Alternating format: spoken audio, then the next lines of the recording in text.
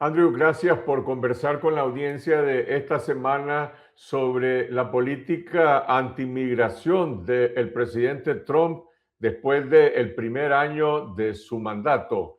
Yo recuerdo que a inicios del año pasado hablamos en este programa y expresabas algunas dudas sobre la capacidad de la administración Trump de ejecutar una política de deportaciones masivas.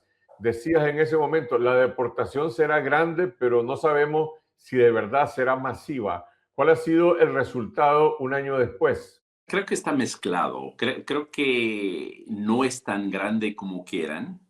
Eran más o menos 250,000 personas que fueron deportados en el primer año de Donald Trump. Y estamos hablando de una población de quizás entre 14 y 15 millones de indocumentados. Entonces, 250,000 es una fracción muy pequeña, pero sí ha hecho mucho ruido. Ha sido absolutamente central a la política de Donald Trump y ha sido muy violento en la forma de hacerlo. Lo han hecho faltando los elementos, los instrumentos para hacerlo masivo en este momento. Han ido con el ruido, ¿no? Y con el temor y con las formas de hacerlo que hace que mucha gente repiensa si quiere quedarse en Estados Unidos o no. Y eso es intencional. A mí lo quieren espantar a los indocumentados a que regresen por su propia cuenta. Y lo que sí es cierto es 250,000 será poco. Ellos querían 1 millón en el primer año, pero probablemente lleguen al millón, ¿no? En algún momento. Están construyendo un aparato, tienen, dependiendo cómo lo cuente, como 120 millones de, $1,000 millones para control migratorio, dinero fresco, nuevo, además de los presupuestos operativos de las agencias que el Congreso autorizó, y están construyendo un aparato de control migratorio mucho más fuerte. Y no dudo, no va a ser 1 millón quizás el año que entra, puede ser 500,000, 700,000, no sé, no puedo predecir, pero va para ir en aumento año por año, sin duda. En el caso de Nicaragua, por ejemplo, aunque la cifra es de 8,000 deportados, eso significa un incremento del 100% en relación a 2024 y del 400% en relación a 2023. ¿Se conoce cuáles son los principales sectores afectados en esos 250,000 deportados, las nacionalidades de los deportados? Muchos de los deportados son nicaragüenses, venezolanos, haitianos. Eran los grupos nicaragüenses, venezolanos, haitianos y cubanos que tenían protección en Estados Unidos. Todos gozaban de algún estatus de protección temporal. La mayoría o muchos de ellos habían llegado con el parol humano o humanitario. Entonces, muchos gozaban de eso. Además, había una protección temporal. Y además había con Biden y desde antes, ¿no? Inclusive en la primera administración de Trump, un cierto entendimiento que no se deportaba personas a países donde había necesidades de protección, donde había regímenes autoritarios que podían perseguirlos. Terminaron la protección temporal, terminaron el paro humanitario, y desde luego no parece que les preocupa mandar gente a Venezuela, Nicaragua, Cuba, Haití. Lo están haciendo en números cada vez mayores. Y esos son poblaciones meta para ellos porque son los que más recientemente llegaron.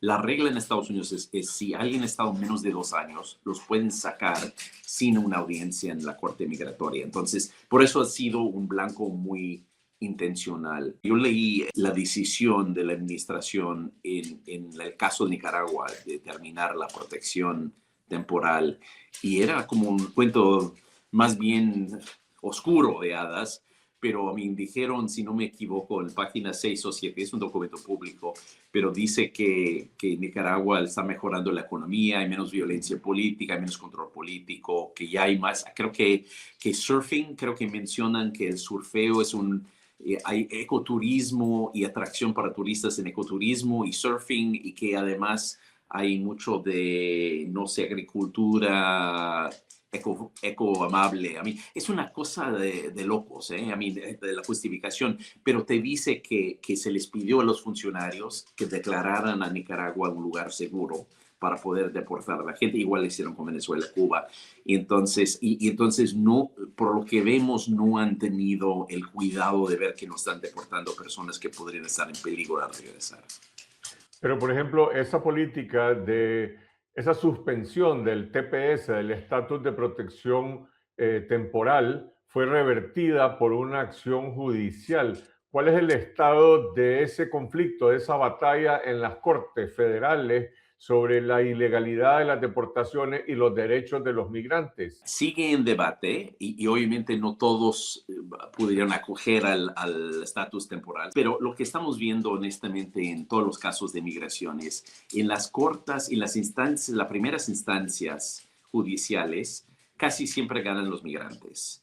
Ya más allá, en las instancias de apelación de Suprema Corte está ganando más la administración. Entonces, si no me equivoco, creo que Nicaragua todavía está parado en este momento. Había un momento que no, que lo están sacando. El parol sí, el parol parece que sí, Sí. la mayor parte del país. Hay unos estados donde no. Tenemos un sistema fragmentado por el federalismo de cortes también. Pero yo temo mucho que cuando esas medidas llegan a las instancias mayores, a las instancias de apelaciones y Suprema Corte, es muy probable que prevalezca la administración en su decisión. Al final, los criterios son amplios para la administración en cuestiones de protección temporal. Esa campaña de la policía migratoria de ICE que mencionaba, que se caracteriza por su crueldad y por la deshumanización contra los migrantes, ¿qué impacto tiene en la sociedad norteamericana, en la opinión pública, en la vida del país? Hay una serie de estudios de opinión pública que han salido en las últimas semanas, semana y media.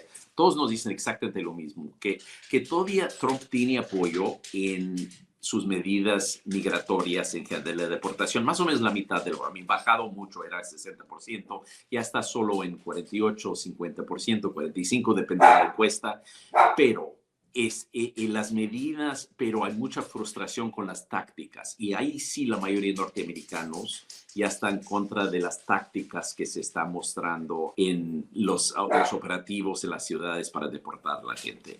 Y eso también a mí me consta hablando con republicanos, nosotros no somos partidistas, tenemos gente, siempre hablamos con personas de ambos partidos en Estados Unidos y hablando con republicanos que apoyan a la administración, están preocupados por esa parte. Hemos visto distintos focos de protesta en algunas ciudades, quizás el más reciente caso es el de Minneapolis, después del asesinato sobre todo de la ciudadana Renee Good. ¿Esto tiene una dimensión local o tiene una proyección nacional?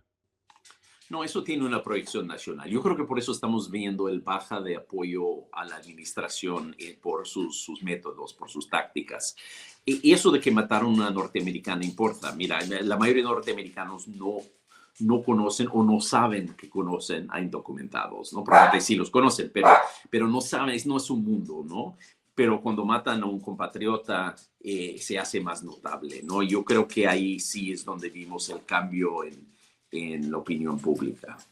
El tema de las deportaciones y la manera en cómo se llevan a cabo con estas policías migratorias de ICE puede convertirse en un tema relevante para las elecciones de medio término de este año. Definitivamente, porque tiene dos efectos. Uno es que sí está bajando la aprobación de Donald Trump. A mí era su tema más fuerte, la migración. Y hay un sector que todavía prueba sus ideas, pero no sus métodos. Pero también lo que está haciendo es activando la base demócrata, ¿no? Y la base independientes afines a los demócratas. El país está dividido en tercios ahora en Estados Unidos, más o menos un tercio demócrata, un tercio republicano, un tercio independiente, pero de independientes casi siempre inclinan a un lado o el otro. Y realmente lo que es la base demócrata ahorita está muy molesta con esto. Lo está tomando como una bandera de resistencia a Donald Trump, ¿no? Entonces, yo creo que son esos dos. Uno está bajando su imagen, sí le está afectando la imagen en el público, con algunos de sus seguidores inclusive, pero también está activando, como otros de sus acciones, está activando la base demócrata que podría hacer una gran diferencia en las elecciones congresionales que viene en noviembre ya. No sabemos, todo puede pasar de aquí a noviembre, pero en este momento, si fueran las elecciones, las encuestas nos dicen que probablemente ganan los demócratas holgadamente si no hay un cambio de rumbo. Los demócratas tienen una posición, una política sobre estos temas de política migratoria. Creo que no, ¿eh? Yo creo honestamente, creo que los demócratas están perdidos en el tema, como el tema, la verdad es que entraron muchos migrantes en el periodo de Joe Biden. Yo creo que hay una resistencia en parte del público a la migración. Los demócratas no han encontrado su voz en este tema.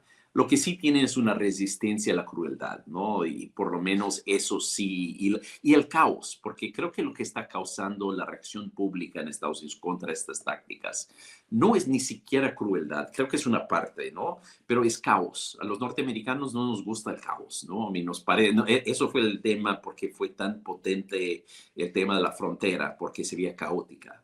Pero también la política de Donald Trump en migración se ve caótica en las ciudades, ¿no?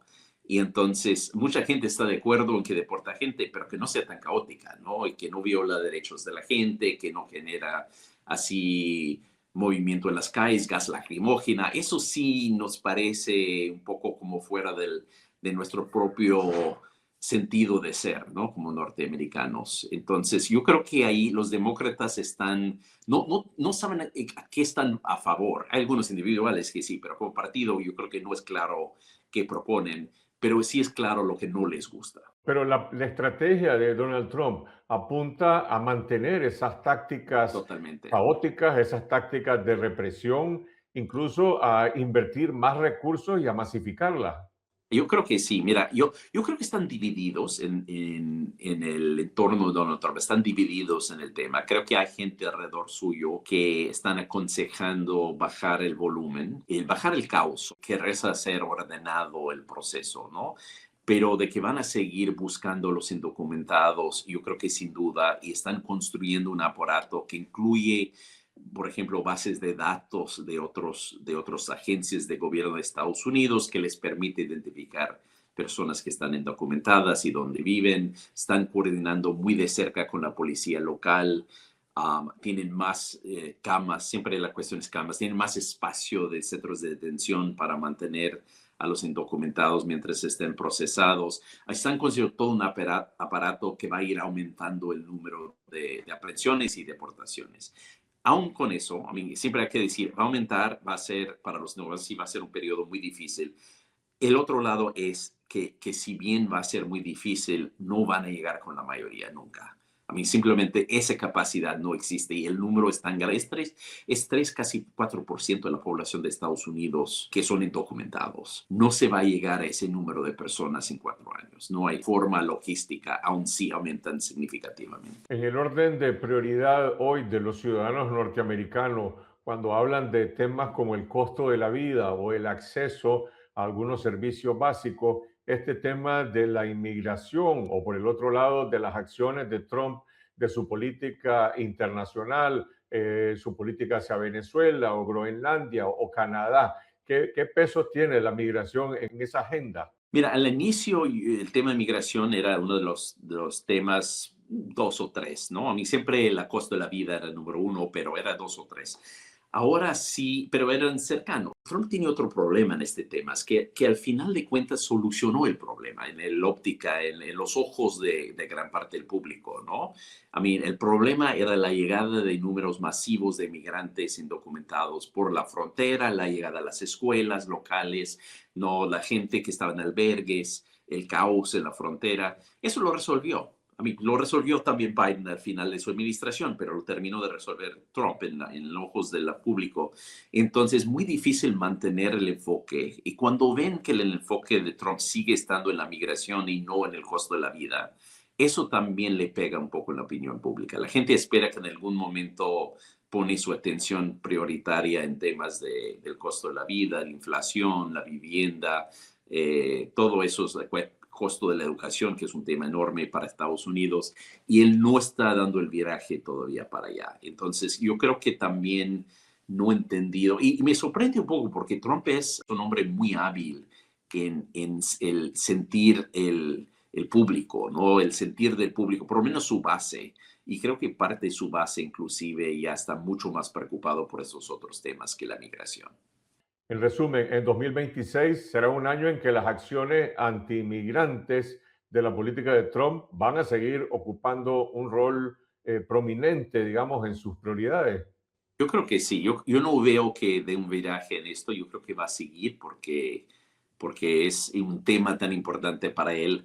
Pero bueno, es un mago político. A mí puede ser en algún momento, intenta dar un poco de viraje, bajar el volumen un poquito, bajar el caos, tratar de hacer algo que no solamente es control migratorio. No creo que va a pasar en enero, febrero, marzo de este año.